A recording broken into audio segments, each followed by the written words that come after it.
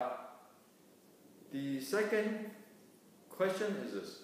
The question is about the qi. People talk about this. Is Wing Chun have qi? Wing Chun doesn't have qi. Blah blah blah. A whole bunch of things, and people say, oh, it doesn't need it. It works before, and so forth, so forth, right?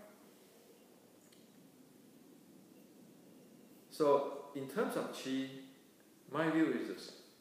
Number one, majority of the people when they talk about qi, they do not know what it is. They just talk simply based on what they think. Qi can range from the power of God, and qi can be whatever they think about.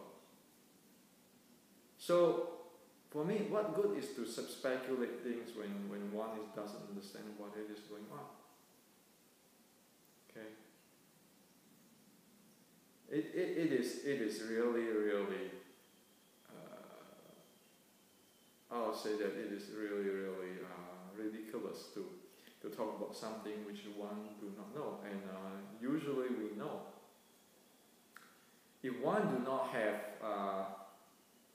a proper instructions and have more than a few hundred hours of the qi development practice, one really doesn't know what it is. Okay. So in today's words, if we want to talk about what is qi, for those people who have 100 hours or more of training, qi can be simply as the bioelectric fusion with the biochemical elements in the body. At least to the first order, what it is. Okay. So you can use that to influence the biomechanical in the body. You can use that to influence the energy storage in the body. So that's qi. That's what is qi. Instead of going to all around the world to argue philosophy and argue something which one doesn't know, qi is exactly what it is. The people who cultivate the qi in the Dantian can go through these, what do you call it, the micro orbits, whatever that, okay? And the people who can lead the qi to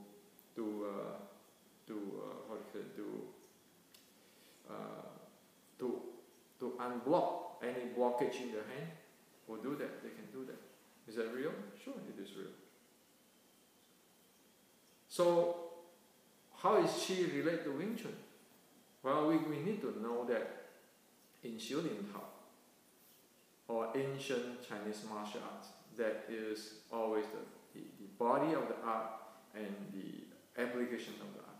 So my analogy lately is like, you look at the screwdriver. There's a screw part and there's a driver part. Screw is like the techniques using in Wing Chun. The driver is the one which is driving the screw, okay? So it's the guy who is the thing which is support and drive the applications. And if you do not develop this part of the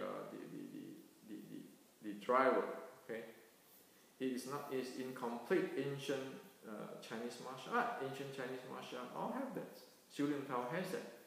White Crane has it. Ermei has it. Okay. And as we know that the body of the art, or this the driver involving in the body, physical body, and the joints and the muscle and so forth, which is belong to the physical layer. The mind, the breathing, the qi, or we can look at it as biochemical fusion with the bioelectrical. Okay. It involves that four things. Okay. And so the qi handling is a more advanced type of thing on top of the body, okay, which is including the joints and the muscle and so forth, the mind and the breathing. Okay, it is one step further from those handling. So it is there. It is a part of the Chinese culture and a part of Chinese science and technology of the martial arts. Okay. So that's how it is. It's obvious. It is there. Now, in terms of history, you look at it this way, right?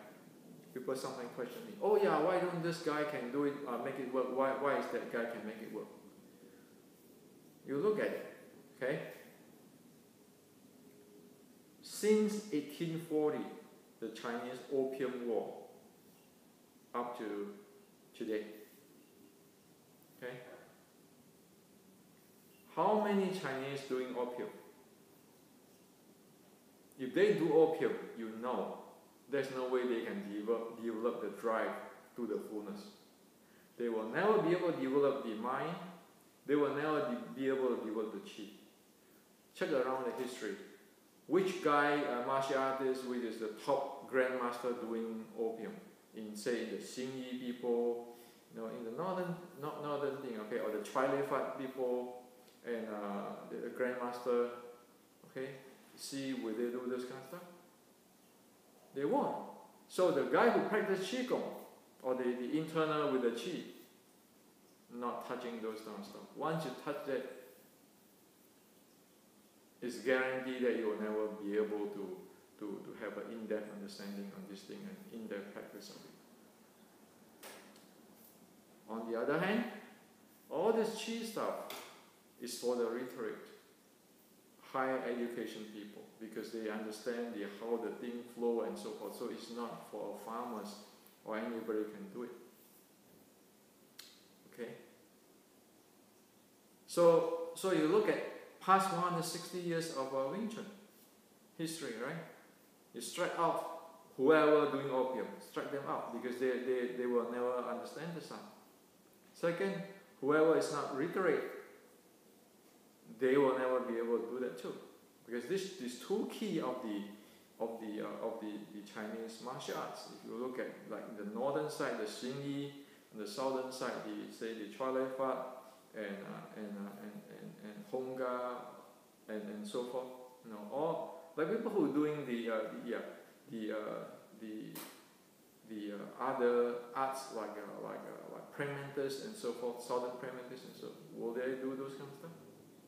Okay, so you know it very clearly. Is the qi is there, but because of the Chinese history, condition and so forth, majority of people is not touching it, and it's kind of leaving a gap there since 1840 because of the Chinese is westernized too, going westernized. So this part of the culture is really rare, become really rare already, right?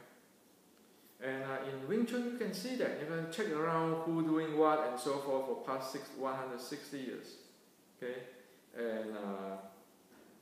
And you can see that after 1960s or something, people start to put in, who realize that something's missing, try to put in the Qigong or whatever input from other system, from Tai Chi, from Xingyi, from Yiquan, and so forth, or Shaolin Yi Jing Jing and so forth.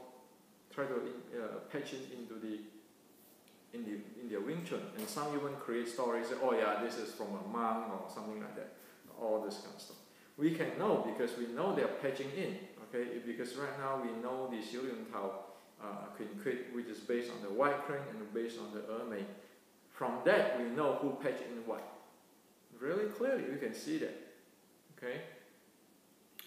And so, there's no argument of who can make what works, okay? Because this is history, this is facts. And sure, everybody can make the Wing Chun work in a certain way. Even the guy who don't do Qi, or don't develop it fully, they can still make their art work to their own level. But it is not saying that they know all everything. So for example, you get somebody who do opium and you say, well, I'm going to get to fight MMA. What will they be able to accept into the MMA with those kind of conditions?